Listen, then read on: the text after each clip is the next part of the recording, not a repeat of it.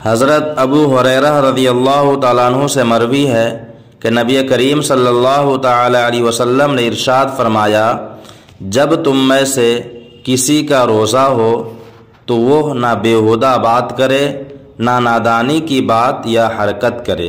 اگر کوئی شخص اسے گالی دے یا جھگڑا کرے تو اسے کہہ دے، یقیناً میں روزے دار ہوں، یقیناً میں روزہ سے ہوں۔ اس حدیث مبارک میں ہماری تربیت کی گئی کہ روزہ رکھ کر بیہودہ باتوں، جھوٹ، بہتان، غیبت، چغلی اور لڑائی جھگڑے جیسے برے کاموں سے دور رہنا چاہیے۔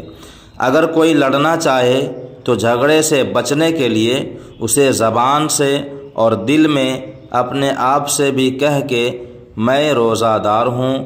یاد رہے کہ فحش گوئی، جہالت اور لڑائی جھگڑا ہر حالت میں ممنوع ہے، مگر روزہ دار کو ان سے بچنے کی خاص تاکید کی گئی ہے۔